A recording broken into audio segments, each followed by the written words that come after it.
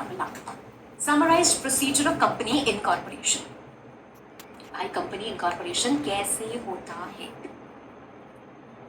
अभी तक हमने क्या पढ़ा आज की क्लास में? हमने पढ़ा कि कंपनी फॉर्मेशन के बारे में जो सेक्शन 3 में दिया हुआ है. सेक्शन 3A में पढ़ा that members are going to be severally liable in certain cases. Severally liable that means they are going to be individually also liable. ठीक है. अब हम कंपनी इनकॉर्पोरेशन का पूरा प्रोसेस पढ़ने वाले हैं. एक बार छोटे से स्टेप्स ऑफ इनकॉर्पोरेशन को क्विकली रिव्यू करते हैं. द फर्स्ट थिंग इज जो प्रमोटर्स होते हैं वो डिसाइड करते हैं which type of company I need to form, I want to form, मतलब एक प्राइवेट कंपनी, पब्लिक कंपनी या ओबीसी क्या बनाना चाहता हूँ. दूसरा नामकरण. ठीक है, नामकरण. जैसे आपको कुछ भी शुरू करना है तो आपको सोचना पड़ता है ना किस नाम से मेरा बिजनेस होगा. तो किस नाम से आप कंपनी बनाओगे वो सोचो. हर वो चीज़ जो हम सोचते हैं कि हमको मिल जाती है. आप आज जीमेल लेने जाओगे या इंस्टा आईडी कुछ भी बनाने चाहोगे तो क्या आपको एक बार में यूजर नेम मिल जाएगा, नाम से? इंडिया में यार 140 करोड़ जनता है और अब तो हम ग्लोबल प्लेटफॉर्म्स भी यूज़ कर रहे हैं बहुत सारी जगह. तो भाई इतने सारे लोग हैं, all the user names that we want are usually taken, है ना? तो हमको कुछ मिलता ही नहीं है. तो हमें क्या करना होता है? मल्टीपल ऑप्शंस ट्राई करना होता है. तो हम क्या करते हैं? अवेलेबिलिटी चेक करते हैं. क्या ये नाम अवेलेबल है? हाँ है, चलो ले लो फट से, है ना? डोमेन नेम लेना हो, कुछ भी लेना हो, आपको वेबसाइट बनानी है भाई तो चाहिए, नहीं मिलता है, जो मिलेगा वो ले लेंगे, उससे काम चलाएंगे. तो ऐसे ही कंपनी के बारे में आपको देखना है कि आपको क्या नाम चाहिए. वो नाम आपको मिलेगा या नहीं मिलेगा इसके लिए आप 100% श्योर नहीं हो सकते. जबरदस्त पोर्टल जो बनी है हमारी एमसीए की, उसमें एक वेब फैसिलिटी है. वेब फैसिलिटी मतलब क्या होता है? जैसे हम डाल रहे हैं और ऑन द स्पॉट हम काम कर रहे हैं उसमें. तो उसमें एक फॉर्म है जबरदस्त, स्पाइस प्लस. स्पाइस प्लस ये 2 पार्ट्स में डिवाइडेड है, पार्ट ए और पार्ट बी. ये पार्ट ए क्या है? रिजर्वेशन ऑफ नेम के लिए. तो मतलब हम जब वेबसाइट पे जाते हैं mca.gov.in में, उसमें कंपनी इनकॉर्पोरेशन सर्विसेज में स्पाइस प्लस आता है. जब हम उस पर क्लिक करते हैं तो वहां पे हमें पार्ट ए पार्ट बी दोनों आता है. ये चीजें आपको लॉग इन करके ही मिलेंगी, ऐसे ही नहीं मिलेंगी, because only professionals are allowed. ठीक है, तो आपकी प्रोफेशनल लॉग इन होती है तब आप ये काम कर सकते हो. I have a video also, मैंने शूट किया था, बट फिलहाल आप समझो. ठीक है, तो पार्ट ए आपने क्लिक किया, वहां पे आपसे पूछा जाता है किस तरीके की कंपनी बनाना चाहते हो, प्राइवेट या पब्लिक. ठीक है, क्या करोगे कंपनी बना के? मैम हम तो कंस्ट्रक्शन का काम करेंगे. तो आप बताओ कि हम कंस्ट्रक्शन का काम करेंगे. ठीक है, क्योंकि अगर आप बैंकिंग का काम करने वाले हो तो भाई आपके नाम में बैंक होना चाहिए. अगर आप कंस्ट्रक्शन का काम करने चाहते हो तो ऐसा कुछ सजेशन नहीं होना चाहिए कि कंस्ट्रक्शन का आप काम कर रहे हो और वहां पे दिख रहा है कुछ फैशन डिजाइनिंग का आपने नाम रख लिया. तो नाम बहुत मिसलीडिंग सा हो जाएगा, नाम से समझ नहीं आएगा कि क्या लिखा है ना? नाम के चर्चे भी अभी बहुत कर रहे हैं, सेक्शन 4 में बहुत सारा नेम रिस्ट्रिक्शन आता है. तो भाई नाम सोच समझ के तो क्या काम करने वाले हो. फिर वो क्या करते हैं? नाम बता पूछते हैं. आपने नाम भरा, लिखा चेक अवेलेबिलिटी, तो ऑटो चेक होता है. अगर आपने एक ऐसा नाम लिया है, जैसे if I want to take, let's say for example I want to take Reliance, Reliance video education या कुछ भी ऐसा मैं टाइप का लेना चाहती हूँ, मुझे मिल जाएगा क्या? नहीं मिलेगा. Because when I add the name Reliance, Reliance is already a brand name और रिलायंस से बहुत सारी क्या है कंपनीज है. तो अगर मैं ये भी नेम लूंगी तो it will give a suggestion to general public कि ये रिलायंस ग्रुप का हिस्सा है. तो रिलायंस नाम अगर आपको चाहिए तो वो रिलायंस ग्रुप को ही मिलेगा. तो उनके लिए, उसके लिए आपको डॉक्यूमेंट अटैच करने पड़ेंगे, then only you will get it. मतलब मैम हम किसी एग्जिस्टिंग कंपनी से रिजेंबल करता हुआ नेम नहीं लिख सकते. तो सोच समझ के हमें क्या करना होता है? नाम अप्लाई करना होता है और फिर नाम अप्रूव होता है. High of relief, चलो name is approved. Now your name is reserved for a certain tenure, which can be extended also. जब तक नाम रिजर्व है उसके बीच में फटाफट से क्या करो भाई, ये सारे इनकॉर्पोरेशन डॉक्यूमेंट्स तैयार करो, फाइलिंग करो, अपना रखिए. एक डीएससी और डिन करके चीजें होती हैं. DSC is digital signature certificate and डिन इज डायरेक्टर्स आइडेंटिफिकेशन नंबर. पता चलेगा. डॉक्यूमेंट्स बनाने होते हैं like memorandum of association, like articles of association and other documents. In documents को हम फाइल करते हैं, फीस देते हैं, स्टैम्प ड्यूटी जो भी लगती है वो देते हैं और हमको एक सर्टिफिकेट ऑफ इनकॉर्पोरेशन मिल जाता है. इसके बाद हम कुछ और कंप्लायंसेस करते हैं, then we are good to commence our business. ठीक है, we are good to commence our business. अब before we go on to the process of incorporation, क्योंकि मैंने आपको थोड़ी इन डॉक्यूमेंट्स को हम फाइल करते हैं, फीस देते हैं, स्टैम्प ड्यूटी जो भी लगती है वो देते हैं और हमको एक सर्टिफिकेट ऑफ इनकॉर्पोरेशन मिल जाता है। इसके बाद हम कुछ और कंप्लायंसेस करते हैं, then we are good to commence our business. ठीक है, we are good to commence our business. अब before we go on to the process of incorporation, क्योंकि मैंने आपको थोड़ा आइडिया दे दिया है, अब थोड़ा आइडिया हमें इन डॉक्यूमेंट्स का भी लेना है। तो पहले हम पढ़ेंगे इन डॉक्यूमेंट्स के बारे में, what is memorandum of association, and thereafter we will read about what is articles of association, और उसके बाद हम क्या करेंगे, ये आर्टिकल, उसके बाद हम कंपनी कैसे इनकॉर्पोरेट होती है इस पे जाएंगे। ठीक है, so let's now have a quick discussion on what is memorandum of association. क्या होता है मेमोरेंडम ऑफ एसोसिएशन? आप जब जॉब करने जाओगे, क्या लगता है भाई, कुछ लोग तो होंगे ना जो जॉब वॉब करना चाहेंगे, और तो आजकल क्या है, करियर प्रोस्पेक्ट्स अलग अलग हैं भाई, कुछ सोचते हैं कि नहीं हमको तो प्रैक्टिस करनी है, कुछ सोचते हैं कि नहीं हमको तो जॉब में ही जाना है। तो अगर आप सोचते हो कि हम जॉब करने जाएंगे, तो जॉब के लिए क्या बनाना पड़ेगा, सीवी बनाना पड़ेगा। सीवी बनाया, सीवी में क्या लिखते हैं, मेरा नाम क्या है, लिखते हो कि नहीं लिखते, मेरा पता क्या है, लिखते हैं ना, कैसे मुझे कॉन्टैक्ट कर सकते हो, है ना, और क्या लिखते हैं हम, हमारी मेन एबिलिटीज क्या है, हमने क्या किया है, हम क्या करना चाहते हैं, है ना। फिर हम सबमिट करते हैं प्रोस्पेक्टिव कंपनी को। तो यहाँ हम कंपनी बनाने वाले हैं, तो हम क्या बताएंगे, भाई हमारा नाम ये है, या ये नाम हम प्रपोज कर रहे हैं, हम यहाँ रहेंगे, हमारा एड्रेस ये है, हम ये करना चाहते हैं, मतलब हम अपनी कंपनी बना के ये काम करेंगे, हमारे साथ ये लोग जुड़े रहेंगे, हम आपको दे रहे हैं। We are giving this to you, we are giving all the information what we are going to do. आप हमको रजिस्टर करिए और हमको परमिट करिए, grant us a certificate of incorporation so that we can commence this. तो ये जो memorandum है ना, सबसे पहली बात क्या है, एक डॉक्यूमेंट है, एक डॉक्यूमेंट है। कैसा डॉक्यूमेंट है, of course it is a legal document, एक लीगल डॉक्यूमेंट है। ठीक है मैम, जो एक कंपनी के कॉन्स्टिट्यूशन को बताता है। कॉन्स्टिट्यूशन मतलब कंपनी कैसे बनी है, क्या बनी है, कौन लोग हैं, etcetera etcetera. It also tells the scope of operations, ये कंपनी क्या कर सकती है, ये कंपनी क्या कर सकती है। आपने सुना होगा that the memorandum of association has different different clauses. Name clause होता है, ऑब्जेक्ट क्लॉज होता है। ऑब्जेक्ट क्लॉज मतलब ये कंपनी क्यों बनी है यार, क्यों कंपनी बना रहे हो तुम, आपका पर्पस है कंपनी को बना के, हम चैरिटेबल ऑब्जेक्ट्स के लिए बना रहे हैं, हम तो क्या करेंगे, साइंस को प्रमोट करेंगे। तो आपका ऑब्जेक्ट क्या है, साइंस को प्रमोट करना, फिर आप वही कर सकते हो, आप कुछ और नहीं कर सकते हो। अगर आपको कुछ और करना है तो आपको अपने ऑब्जेक्ट क्लॉज को चेंज करना पड़ेगा, मतलब अमेंड करना पड़ेगा, उसमें कुछ बदलाव लाना पड़ेगा, और वो बदलाव लाना ऐसी आसान बात नहीं होती है, क्योंकि कंपनी एक सेपरेट लीगल एंटिटी है, उससे जो लोग भी जुड़े हुए हैं उनसे आपको पूछना पड़ेगा, उसके बाद आप ये सब काम कर सकते हो, है ना।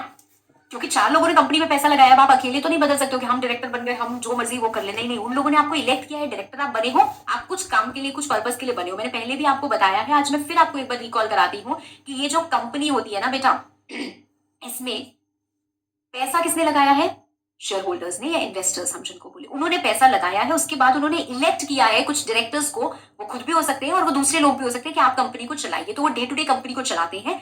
कुछ चीजें रिजर्व की हुई है शेयर होल्डर्स के हाथ में, मतलब अगर आपको कंपनी का ऑब्जेक्ट बदलना है तो अब आप अकेले तो नहीं बदल सकते हो कि हम डायरेक्टर बन गए, हम जो मर्जी वो कर ले, नहीं नहीं, उन लोगों ने आपको इलेक्ट किया है, डायरेक्टर आप बने हो, आप कुछ काम के लिए, कुछ पर्पस के लिए बने हो। मैंने पहले भी आपको बताया है, आज मैं फिर आपको एक बार रिकॉल कराती हूँ। वो करना पड़ेगा, उसमें कुछ बदलाव लाना पड़ेगा, और वो बदलाव लाना ऐसी आसान बात नहीं होती है, क्योंकि कंपनी एक सेपरेट लीगल एंटिटी है, उससे जो लोग भी जुड़े हुए हैं उनसे आपको पूछना पड़ेगा, उसके बाद आप ये सब काम कर सकते हो, है ना।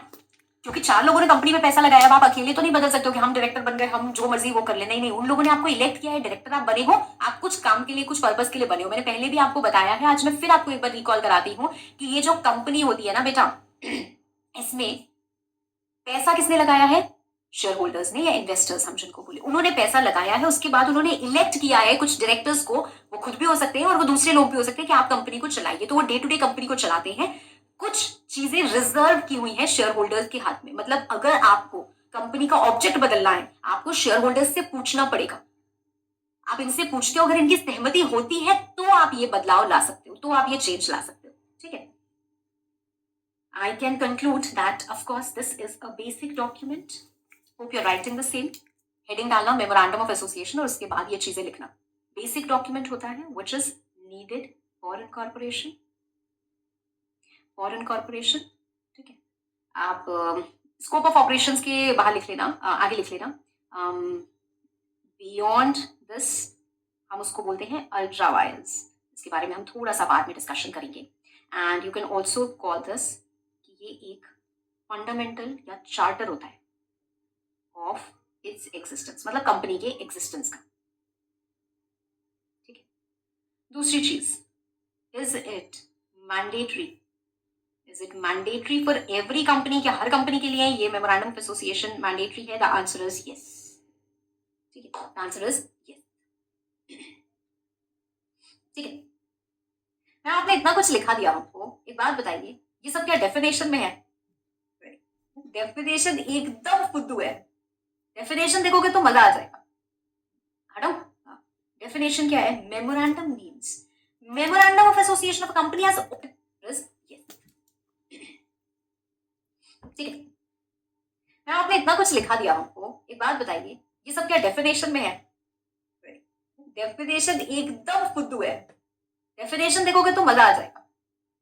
हटो, डेफिनेशन क्या है? Memorandum means memorandum of association of company as originally framed or as altered from time to time in pursuance of any company law or of this act। तो हमें ये नहीं बताता है कि मेमोरेंडम क्या है, बल्कि ये बताता है कि मेमोरेंडम हम जो ओरिजिनली बना था उसको भी मेमोरेंडम ऑफ एसोसिएशन बोलेंगे, और जो टाइम टू टाइम ऑल्टर हुआ उसको भी हम मेमोरेंडम ऑफ एसोसिएशन बोलेंगे। आज मैं कैसी लग रही हूँ? हाँ, तो हमेशा ये अच्छा लगती है कंपनी लॉ और ऑफ दिस एक्ट। तो हमें ये नहीं बताता है कि मेमोरेंडम क्या है, बल्कि ये बताता है कि मेमोरेंडम हम जो ओरिजिनली बना था उसको भी मेमोरेंडम ऑफ एसोसिएशन बोलेंगे, और जो टाइम टू टाइम ऑल्टर हुआ उसको भी हम मेमोरेंडम ऑफ एसोसिएशन बोलेंगे। आज मैं कैसी लग रही हूँ?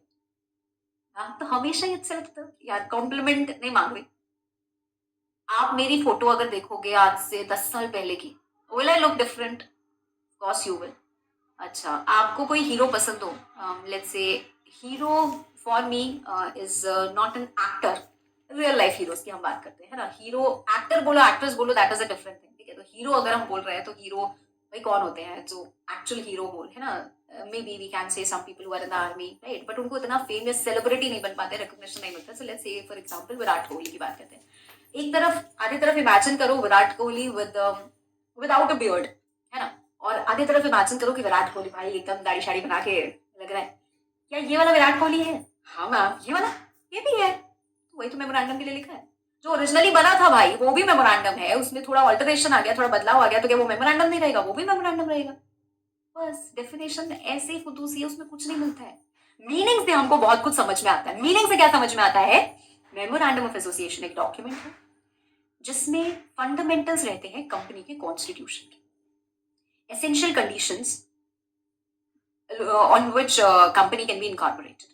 कंपनी का चार्टर कंपनी के ऑपरेशंस के बारे में बात करता है। ये सिर्फ इतना नहीं बताता है कि कंपनी क्यों बनी है, बल्कि ये भी बताता है कि कंपनी क्या क्या कर सकती है और इसके बियॉन्ड नहीं जा सकती है। इसके बियॉन्ड अगर जाती है तो वहां पे एक डॉक्ट्राइन, एक प्रिंसिपल हिट होता है, doctrine of ultra vires. Ultra vires मतलब बियॉन्ड पावर्स। भाई आपका, आपकी पावर ना बस इतनी ही थी, बस इतना ही कर सकते थे। अगर आपके घर में पापा हैं, मतलब अब तो आप लोग खैर बहुत बड़े हो गए हो, पर आज से 5 साल और पहले की बात सोचो कि घर में पापा हैं और पापा ने आपको ऐसे गाड़ी की चाबी दी और बोले बगल वाले शर्मा अंकल आएंगे तो उनको दे देना। अब आपको ये जो लाइन है पापा की, इसने क्या बताया है? Possible scope of operations, what you can do with that की। इसके beyond you can not go. मतलब ये नहीं है कि गाड़ी की चाबी हम खुद नचाएंगे और फिर गाड़ी लेके निकल लेंगे, नहीं, that is not something that you can do, that is beyond your power. आपको क्या बोला गया यार, चाबी देनी है शर्मा अंकल को बस, है ना? यहाँ पे कंपनी को उसके ऑब्जेक्ट क्लॉज से पता चलता है कि ये मुझे करना है और बस यही मैं कर सकती हूँ, ये मुझे करना है एंड बस यही मैं कर सकती हूँ, उसके beyond I can not go, otherwise it will be beyond my powers and it will be ultra vires, उसकी कोई वैलिडिटी नहीं होगी। ठीक है। मेमोरेंडम एक पब्लिक डॉक्यूमेंट होता है। क्यों एक पब्लिक डॉक्यूमेंट होता है?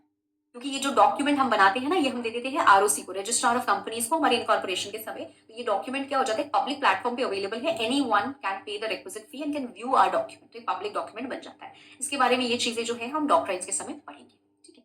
नाउ, क्यों मेमोरेंडम का पर्पस क्या होता है? अगर मैं किसी कंपनी के साथ कॉन्ट्रैक्ट में एंटर करने वाली हूँ, या मैं बैंक हूँ और कोई कंपनी आती है और बोलती है मुझे लोन चाहिए, यहाँ पे एक ब्रिज कंस्ट्रक्ट कराना है, तो मैं उनका मेमोरेंडम देखूंगी, भाई तुम ब्रिज कंस्ट्रक्ट करा भी सकते हो? मतलब आप मुझसे पैसा मांग रहे हो उस पर्पस के लिए, वो सारे डॉक्यूमेंट ला रहे हो, बट आपका तो अब जो ऑब्जेक्ट क्लॉज है वो परमिट ही नहीं करता है कि आप ये काम कर सकते हो। तो बैंक वालों को भी पता चला ना कि यार मैं उनके साथ कॉन्ट्रैक्ट करने जा रहा हूँ, ये तो गलत ऑब्जेक्ट, ये तो अपने ऑब्जेक्ट क्लॉज के बियॉन्ड काम कर रहे हैं, ये तो इनवैलिड काम कर रहे हैं। तो मुझे भी पता चला साथ साथ, मैं अगर कंपनी की शेयर होल्डर बनने जा रही हूँ, इन्वेस्टर बनने जा रही हूँ, तो मुझे पता रहेगा ना कंपनी क्या क्या कर सकती है, तो मेरे को अपना रिस्क पता रहेगा, हाँ मेरा पैसा कहाँ कहाँ लग सकता है। ठीक है, ठीक है, okay. Now memorandum has these many clauses: name clause, capital clause, situation clause, liability clause, object clause. Broadly ये 5 क्लॉजेस होते हैं। कहीं बचपन के सुहाने सफर में आपने एक सब्सक्रिप्शन क्लॉज करके भी सुना होगा। That is not exactly a clause, but हाँ, subscribers they sign and they write their name, address, वो सारी चीजें रहती है, तो उसको कहीं ना कहीं बोल दिया जाता है। बट ब्रॉडली क्या होते हैं, ये 5 क्लॉजेस होते हैं। 1% कंपनी के केस में there will be an additional clause, क्योंकि यहाँ पे क्या होता है, नॉमिनी का नाम हम लिखते हैं सक्सेशन क्लॉज में। ठीक है, अब क्या करना है, एक एक करके पढ़ना है क्लॉजेस के बारे में। पहला clause name clause. What is in a name? There is a lot in a name, है ना। नाम में तो भाई इतना कुछ रहता है ना कि आपको यकीन नहीं होगा। सच में आपको यकीन नहीं होगा, फिर भी मैं कहती हूँ यकीन हो जाए तो फिर मान लेना, और नहीं होगा तो सोचना कि यार ये कौन है। एक बार एक बच्चा एग्जाम देके आया और बोला, मैम आज मैं एग्जाम में फ्रीज हो गया। क्या हो गया बेटा? थोड़ा सा टेंशन हुआ भाई, क्यों? क्योंकि क्या होता है ना, बच्चे अगर इनिशियली मतलब एग्जाम में थोड़ा सा डिप्रेस हो जाते हैं या ऐसी कुछ सिचुएशन से जाते हैं, तो आगे आने वाले एग्जाम्स भी उनके क्या हो जाते हैं, प्रॉब्लम में आ जाते हैं, दिक्कत में आ जाते हैं। तो उस समय उनको संभालना थोड़ा मुश्किल वो होता है, सेंसिटिव होता है, जरूरी भी होता है। तो मैंने पूछा भाई क्या हो गया, कैसे हो गया, and that is the most funniest thing that I have ever heard. But वो बच्चा बोलता है कि मैम जो पहला क्वेश्चन आया था ना, वो एक केस स्टडी थी। मैंने कहा तो क्या हुआ केस स्टडी के लिए, तो भाई आपको कितने तैयारी कराई गई है? तो मैम केस स्टडी में कोई प्रॉब्लम नहीं थी, वो केस स्टडी में जो नाम था ना, वो मेरी एक्स का था। अरे बता, तो मुझे समझ में आया नाम की क्या बड़ी इंपॉर्टेंस है यार लाइफ में। मतलब एक नाम आपके पूरे के पूरे करियर को, आपके पूरे के पूरे 3 घंटे जो आपकी जिंदगी बनाते या बिगाड़ते हैं, उसको हिला दे रहा है। तो भाई ऐसे ऐसे अटैचमेंट इस एज में प्लीज मत पालना। नाम कंपनी की हम यहाँ बात कर रहे हैं, तो किसी और के नाम को याद मत करना, कंपनी के नाम की बात करते हैं। कंपनी कैसे बनती है मैम? 3 तरीके से बनती है ब्रॉडली। प्राइवेट बन सकती है, पब्लिक बन सकती है, ओपीसी बन सकती है। प्राइवेट कंपनी है, उसके आगे हम लिखते हैं प्राइवेट लिमिटेड। पब्लिक कंपनी है, उसके आगे हम लिखते हैं सिर्फ लिमिटेड। ओपीसी है तो ब्रैकेट में हम ओपीसी लिखते हैं। गवर्नमेंट कंपनी में हमें रिक्वायरमेंट नहीं होती है। सेक्शन 8 कंपनी होती है, उसमें भी हमें ये रिक्वायरमेंट नहीं होती है कि हम प्राइवेट लिमिटेड या लिमिटेड ऐड करें। ठीक है, बेसिक चीजें। The name of the company, जो नाम हम इस मेमोरेंडम में लिखेंगे वो नाम वही होगा जो ऑब्वियसली हमें आरओसी ने अप्रूव किया हो। मोर ओवर सेक्शन 4 में जो रिस्ट्रिक्शन दिए हैं उनको कंसिडर करने के बाद हमारा प्रपोज किया हुआ नाम, जो हमारा नाम अप्रूव हो जाता है, वो हम लिखते हैं। पहली बात तो जब हम मेमोरेंडम बना रहे हैं तो क्या हमारे पास नाम अप्रूव्ड होता है? दोनों केसेस हो सकते हैं। एक केस ऐसा भी हो सकता है कि हमने नाम अप्रूवल मिल चुका है और नाम हमारा रिजर्व्ड है और तब हम मेमोरेंडम बना रहे हैं, तो हमारा नाम क्या है, नाम में कोई डिस्प्यूट है ही नहीं। दूसरा ऐसा भी हो सकता है कि हमने नाम प्रपोज किया है, हमें नाम अप्रूवल मिला ही नहीं है अभी, और हमने नाम प्रपोज किया है और हमने वो बनाया, तो वहां पे नाम रिजेक्शन भी हो सकता है। बट जो भी नाम हम प्रपोज करेंगे वो नाम हमें नेम रिस्ट्रिक्शंस को ध्यान में रख के प्रपोज करना है। ठीक है, अभी हम लोग डिस्कस करेंगे लेटर ऑन कि what is the name restrictions. दूसरा, सिचुएशन या रजिस्टर्ड ऑफिस क्लॉज। ये क्या होता है मैम, सिचुएशन या रजिस्टर्ड ऑफिस क्लॉज? आपकी कंपनी कहाँ है? कंपनी का एक ऑफिस होना बहुत जरूरी है। मैम ये कहाँ लिखा है कि कंपनी का ऑफिस होना बहुत जरूरी है? आजकल हर एक चीज ऑनलाइन होती है, so why do we need to have a physical office? Well, if I have formed a company, I may be operating everything online, मैं सारा काम ऑनलाइन कर रही हूँ, उसके बाद भी मेरा एक ऑफिस होना बहुत जरूरी है। ठीक है, सेक्शन 12 में लिखा है कि एक कंपनी जब बनेगी उसके 30th डे ऑफ इनकॉर्पोरेशन से इसके पास एक ऑफिस होना जरूरी है। मतलब मैम अगर आज हमने कंपनी बनाई तो आज के आज ऑफिस होना जरूरी नहीं है। आज कंपनी बनी है तो 30 दिन बाद से ऑफिस होना जरूरी है। मतलब हमको 30 दिन का समय मिलता है, हम ऑफिस ढूंढ सकते हैं, बिल्कुल ढूंढ सकते हैं। पर मैम जब हम कंपनी बना रहे हैं, आप सोचो हम कंपनी बना रहे हैं, उसमें हमें बेसिक डॉक्यूमेंट चाहिए, memorandum of association. Memorandum of association में पहला क्लॉज आ गया नेम क्लॉज, जहां पे हम लिखते हैं कि हमारी कंपनी का नाम क्या है। अगर हम प्राइवेट कंपनी बना रहे हैं और हमने नाम प्रपोज किया है keeping in mind the name restrictions ABC, तो हम लिखेंगे एबीसी प्राइवेट लिमिटेड, हाँ कि ना? हाँ मैम। दूसरा हमारा क्लॉज होता है सिचुएशन या रजिस्टर्ड ऑफिस क्लॉज, जिसमें हमें क्या देना है? एड्रेस। तो आप बोल रहे हो कि जब कंपनी इनकॉर्पोरेट करते हैं तब एड्रेस होना मैंडेटरी नहीं है। कंपनी इनकॉर्पोरेट हो जाएगी, उसके बाद 30 दिन का समय मिलेगा कि ढूंढ लो 30वें दिन, मतलब फ्रॉम 30th डे आपको क्या करना है? होना चाहिए ऑफिस। तो मैम ये तो क्या कॉन्ट्राडिक्टरी बात कह रहे हो? पहली बात, जो आपका सिचुएशन या रजिस्टर्ड ऑफिस क्लॉज है, इसमें exact address is not required to be stated. You don't write the exact address. आप क्या लिखते हो? Name of the state in which registered office of the company is situated. भाई state तो final कर लोगे ना? कंपनी कहाँ खोलनी है? राजस्थान में खोलनी है, महाराष्ट्र में खोलनी है? की बात कह रहे हो? पहली बात, जो आपका सिचुएशन या रजिस्टर्ड ऑफिस क्लॉज है, इसमें exact address is not required to be stated. You don't write the exact address. आप क्या लिखते हो? Name of the state in which registered office of the company is situated. भाई state तो final कर लोगे ना? कंपनी कहाँ खोलनी है? राजस्थान में खोलनी है, महाराष्ट्र में खोलनी है, उत्तर प्रदेश में खोलनी है? कहाँ खोलनी है? क्योंकि उसी के आरओसी में तो जाएगा ना, तो स्टेट फाइनल है ना? स्टेट लिखो मेमोरेंडम में। मतलब मैम हमको एड्रेस लिखने की जरूरत नहीं होती है? The answer is no. So in your situation clause there will be the state written, address नहीं लिखा रहता है। तो मतलब मैम अगर हमने करोल बाग में एड्रेस खोला, एक ऑफिस खोला, और उसके बाद करोल बाग से हम पटेल नगर में शिफ्ट करना चाहें, these are just two places in Delhi, ठीक है? अगर हम शिफ्ट करना चाहें, can we do this? Yes, you can do this without changing your memorandum of association. Memorandum में कोई ऑल्टरेशन नहीं आता है if you change your address. अगर स्टेट बदलते हैं तो ऑल्टरेशन आता है, ठीक है? तो आपके जो सिचुएशन या रजिस्टर्ड ऑफिस क्लॉज होता है, इसमें क्या होता है? The name of the state, ठीक है? However, you must have a registered office proper, और कब से होना चाहिए? फ्रॉम 30th डे, ठीक है? मतलब हम इनकॉर्पोरेशन के समय में एड्रेस नहीं देना होता है, तो अगर उनको हमसे कुछ डील करना है तो वो क्या करेंगे? मतलब वो नोटिस वोटिस समय कहाँ भेजेंगे? कुछ बताओ ना मैम, ऑनलाइन करते हैं क्या सब? देना होता है एड्रेस। करस्पॉन्डेंस एड्रेस देते हैं तो भी चलता है। मतलब अभी मैंने अपना घर का एड्रेस दे दिया, मैंने कहा यार मैं प्रमोटर हूँ, अभी आपको कोई भी मेरे से बातचीत करनी है तो ये मेरा करस्पॉन्डेंस एड्रेस है। जब 30 दिन में अभी हम लोग ढूंढ लेंगे, जब फुल एंड फाइनल कंपनी का रजिस्टर्ड एड्रेस बना लेंगे, तो आपको बता देंगे कंपनी का रजिस्टर्ड एड्रेस। उन्होंने कहा चलेगा, ठीक है? जिसको ये लास्ट पॉइंट नहीं समझ में आया, बहुत जल्दी जल्दी लगाओ, अभी हम इनकॉर्पोरेशन पे आ रहे हैं बच्चों, तो पढ़ रहे हैं, ठीक है? चिंता नहीं करनी है, ओके?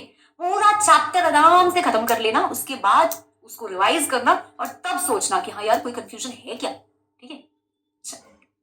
अब ये क्यों जरूरी है ma'am situation of registered office? भाई बहुत सारी चीजों के लिए जरूरी है। पहले तो आपको एड्रेस चाहिए ताकि आप नोटिस और कम्युनिकेशन भेज पाओ। मैम इसमें तो फुल एड्रेस होता नहीं है, हाँ, बट नहीं करनी है, ओके? पूरा चैप्टर आराम से खत्म कर लेना, उसके बाद उसको रिवाइज करना और तब सोचना कि हाँ यार कोई कंफ्यूजन है क्या, ठीक है? अब ये क्यों जरूरी है ma'am situation of registered office? भाई बहुत सारी चीजों के लिए जरूरी है। पहले तो आपको एड्रेस चाहिए ताकि आप नोटिस और कम्युनिकेशन भेज पाओ। मैम इसमें तो फुल एड्रेस होता नहीं है, हाँ, बट अदरवाइज हम एड्रेस फर्निश करते हैं तो उससे हमारा कम्युनिकेशन होता है। दूसरी बात, भाई हमारे एड्रेस पे ही हम बुक्स वगैरह रखते हैं, ठीक है मैम? और इसकी इंपॉर्टेंस सबसे ज्यादा पहले पॉइंट पे पता चलती है। क्यों? हमें पता चलता है कि कहाँ की कंपनी है, उसका रेलिवेंट आरओसी कौन है, वो किस जुरिस्डिक्शन में फॉल करती है, वहां के केसेस कौन से कोर्ट में जाएंगे, ठीक है ना? वहां पे स्टेट लॉज कौन से लगेंगे, ठीक है? वहां पे टैक्सेशन मैटर्स कौन से होंगे। So for knowing the domicile of the company and other purposes हमें ये चाहिए होता है। मैम इसमें हमें क्या याद रखने की जरूरत है? Again I would say something that I have underlined, ठीक है? सेकंड क्लॉज हमारा क्या है? ये पार्ट मैटर्स कौन से होंगे। So for knowing the domicile of the company and other purposes हमें ये चाहिए होता है। मैम इसमें हमें क्या याद रखने की जरूरत है? Again I would say something that I have underlined, ठीक है? सेकंड क्लॉज हमारा क्या है? ये पार्ट आप बस ध्यान में रखिए। Rest other all the parts are only for your understanding, okay? Not more than that. Now, next is object clause. Object clause मैंने अभी आपको समझाया भी। इसमें क्या होता है? किस लिए ये कंपनी बनने वाली है, and any matter considered necessary in furtherance thereof, ठीक है ना? जैसे अगर मैंने बोला कि कंस्ट्रक्शन ऑफ ब्रिजेस के लिए हम ये कंपनी बना रही है, कंस्ट्रक्शन वर्क के लिए बना रही है, so it is obvious that you will procure cement, तो मैटर्स इंसिडेंटल देयर टू, मतलब हमें सीमेंट खरीदना पड़ेगा। हम now next is object clause. Object clause मैंने अभी आपको समझाया भी। इसमें क्या होता है? किस लिए ये कंपनी बनने वाली है, and any matter considered necessary in furtherance thereof, ठीक है ना? जैसे अगर मैंने बोला कि कंस्ट्रक्शन ऑफ ब्रिजेस के लिए हम ये कंपनी बना रही है, कंस्ट्रक्शन वर्क के लिए बना रही है, so it is obvious that you will procure cement, तो मैटर्स इंसिडेंटल देयर टू, मतलब हमें सीमेंट खरीदना पड़ेगा, हम ये नहीं लिखेंगे हम सीमेंट भी खरीद सकते हैं। तो मैटर्स इंसिडेंटल देयर टू, अगर हम कंस्ट्रक्शन का काम करने वाले हैं तो हमको सीमेंट खरीदना पड़ेगा तभी हम कर पाएंगे, है ना। ना ये इंडिकेट करता है कि किस लिए कंपनी बनी है और ये क्या क्या कर सकती है। तो मैंने ऊपर आपको ऑलरेडी ये बातें थोड़ी सी बता दी है, ठीक है। जो हमारी आईएफएससी पब्लिक और प्राइवेट कंपनी होती है, ये हमें बताती है its objects to do financial services activities as permitted under SEZ act. तो हमारे पास SEZ एक्ट है, उसमें जो परमिटेड चीजें हैं वही ये अपने ऑब्जेक्ट क्लॉज में लिख सकते हैं और वही इनको करने दिया जाएगा, ठीक है। So not very important point for you all. Now next clause is liability clause. Liability clause,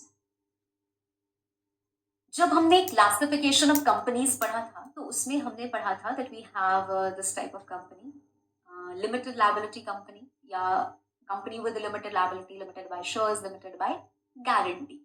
तो हम ये चीज पढ़ चुके हैं, ठीक है, ये चीज हम पढ़ चुके हैं, बट फिर भी परमिटेड चीजें हैं वही ये अपने ऑब्जेक्ट क्लॉज में लिख सकते हैं और वही इनको करने दिया जाएगा, ठीक है। So not very important point for you all. Now next clause is liability clause.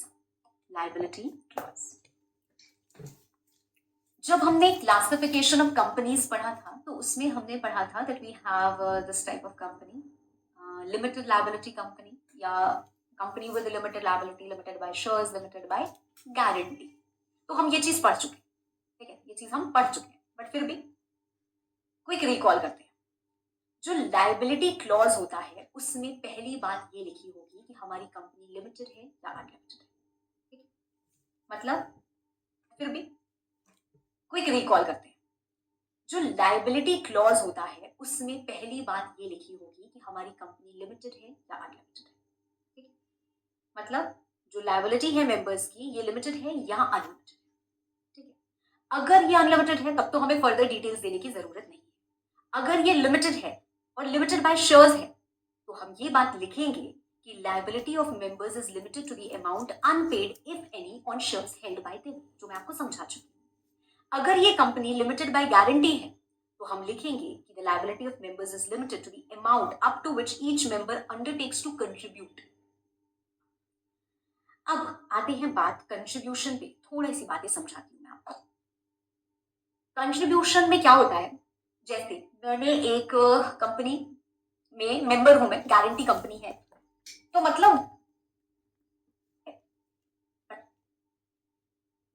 Act, तो हमारे पास SEZ एक्ट है, उसमें जो परमिटेड चीजें हैं वही ये अपने ऑब्जेक्ट क्लॉज में लिख सकते हैं और वही इनको करने दिया जाएगा, ठीक है। So not very important point for you all. Now next clause is liability clause. Liability clause, जब हमने क्लासिफिकेशन ऑफ कंपनीज पढ़ा था तो उसमें हमने पढ़ा था that we have this type of company, limited liability company या company with limited liability, limited by shares, limited by guarantee. तो हम ये चीज पढ़ चुके हैं, ठीक है, ये चीज हम पढ़ चुके हैं, बट फिर भी क्विक रिकॉल करते हैं। जो लायबिलिटी क्लॉज होता है उसमें पहली बात ये लिखी होगी कि हमारी कंपनी लिमिटेड है या अनलिमिटेड है, ठीक है। मतलब जो लायबिलिटी है मेंबर्स की, ये लिमिटेड है या अनलिमिटेड, ठीक है। अगर ये अनलिमिटेड है तब तो हमें फर्दर डिटेल्स देने की जरूरत नहीं है। अगर ये लिमिटेड है और लिमिटेड बाय शेयर्स है तो हम ये बात लिखेंगे कि liability of members is limited to the amount unpaid if any on shares held by them, जो मैं आपको समझा चुकी हूँ। अगर ये कंपनी लिमिटेड बाय गारंटी है तो हम लिखेंगे कि the liability of members is limited to the amount up to which each member undertakes to contribute. अब आते हैं बात कंट्रीब्यूशन पे, थोड़ी सी बातें समझाती हूँ मैं आपको। कंट्रीब्यूशन में क्या होता है, जैसे मैंने एक company,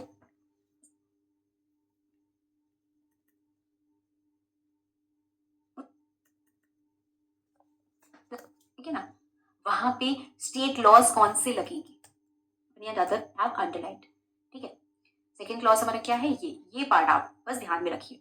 Rest other all the parts are only for your understanding, okay, not more than that.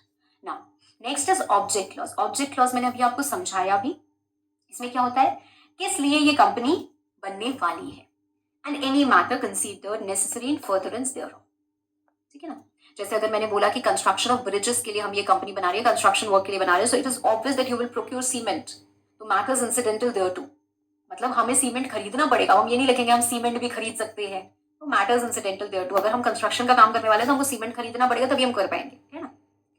ना, ये इंडिकेट करता है कि किस लिए कंपनी बनी है और ये क्या क्या कर सकती है। तो मैंने ऊपर आपको ऑलरेडी ये बातें थोड़ी सी बता दी है, ठीक है। जो हमारी आईएफएससी पब्लिक और प्राइवेट कंपनी होती है, ये हमें बताती है its objects to do financial services activities as permitted under SEZ act. तो हमारे पास SEZ एक्ट है, उसमें जो परमिटेड चीजें हैं वही ये अपने ऑब्जेक्ट क्लॉज में लिख सकते हैं और वही इनको करने दिया जाएगा, ठीक है। So not very important point for you all. Now next clause is liability clause. Liability clause,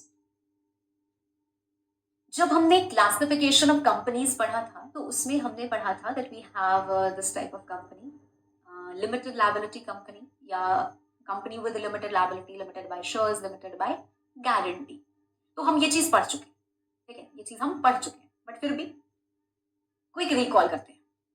जो लायबिलिटी क्लॉज होता है उसमें पहली बात ये लिखी होगी कि हमारी कंपनी लिमिटेड है या अनलिमिटेड है, ठीक है। मतलब जो लायबिलिटी है मेंबर्स की, ये लिमिटेड है या अनलिमिटेड, ठीक है। अगर ये अनलिमिटेड है तब तो हमें फर्दर डिटेल्स देने की जरूरत नहीं है। अगर ये लिमिटेड है और लिमिटेड बाय शेयर्स है तो हम ये बात लिखेंगे कि liability of members is limited to the amount unpaid if any on shares held by them, जो मैं आपको समझा चुकी हूँ। अगर ये कंपनी लिमिटेड बाय गारंटी है तो हम लिखेंगे कि the liability of members is limited to the amount up to which each member undertakes to. Limited है तब तो हमें फर्दर डिटेल्स देने की जरूरत नहीं है। अगर ये लिमिटेड है और लिमिटेड बाय शेयर्स है तो हम ये बात लिखेंगे कि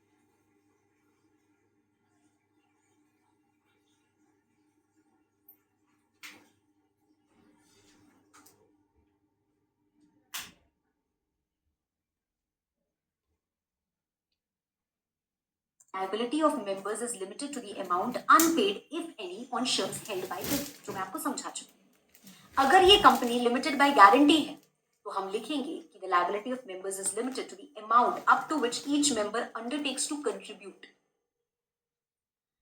अब आते हैं बात कंट्रीब्यूशन पे, थोड़ी सी बातें समझाती हूँ मैं आपको।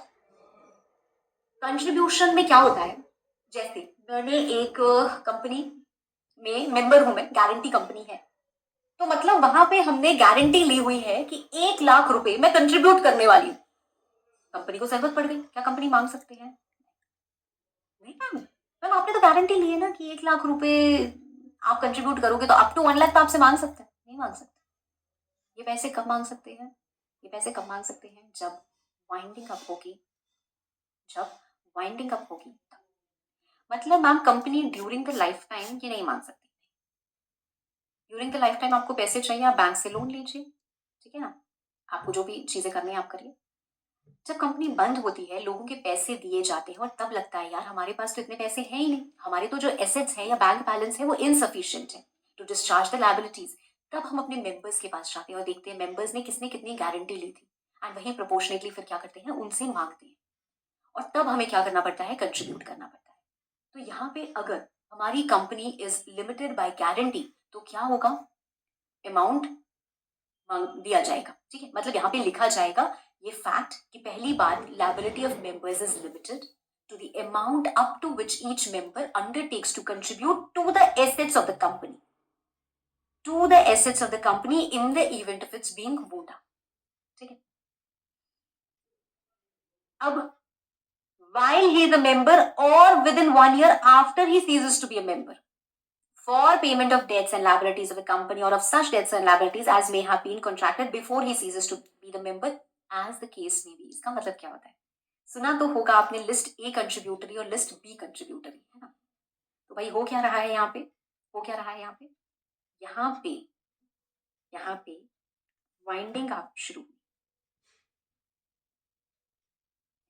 यहाँ पे मिस्टर ए मेंबर थे, ठीक है, यहाँ पे मिस्टर ए मेंबर थे और मिस्टर ए ने अपने जो मेंबरशिप थी, जो हक था, ये सेल कर दिया टू मिस्टर बी, ठीक है, टू मिस्टर बी, और ये हमारा पूरा 1 साल हुआ है, ठीक है।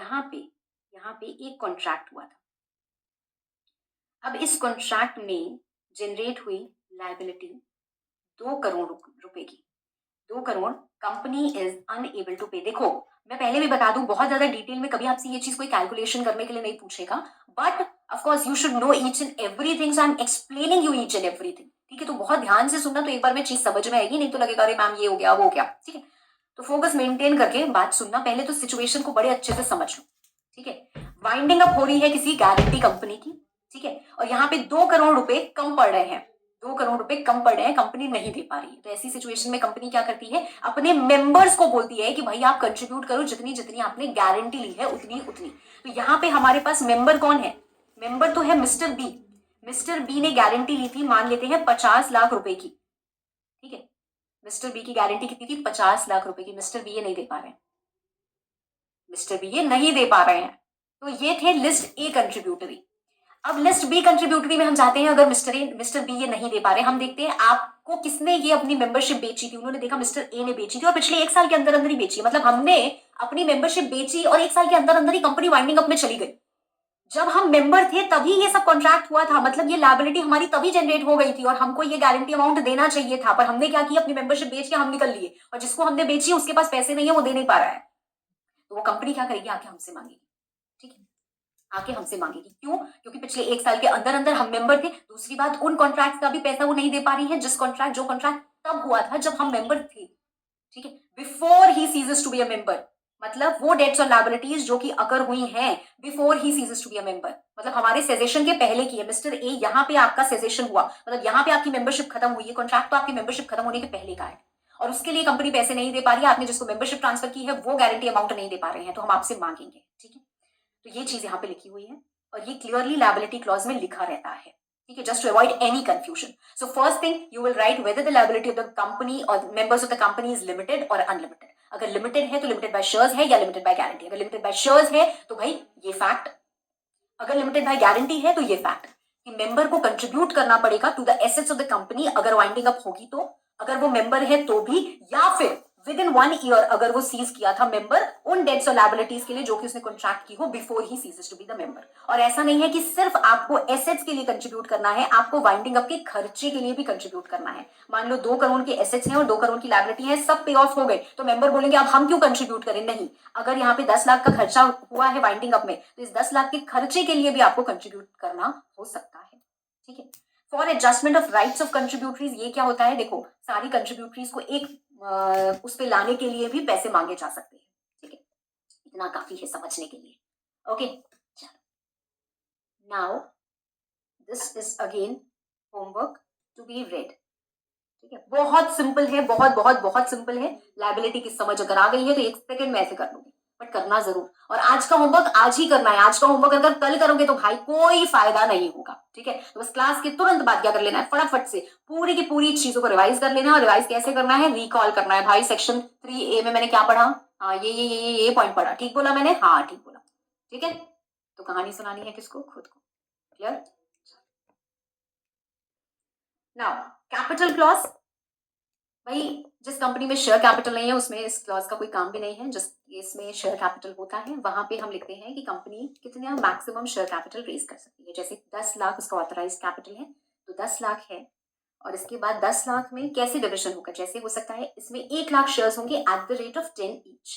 ठीक है, so this is going to be clearly written in the capital clause. इसके बाद कितने कितने शेयर्स कौन कौन ले रहा है, सब्सक्राइबर लेते हैं, उनका नाम लिखा होता है, नंबर ऑफ शेयर्स लिखे होते हैं, वो साइन करते हैं। इसको हम सब्सक्रिप्शन क्लॉज भी कहते हैं, जो मैंने आपको बताया है। इवेंचुअली जब हम इनकॉर्पोरेशन पे जाएंगे you will have a better clarity over all of this.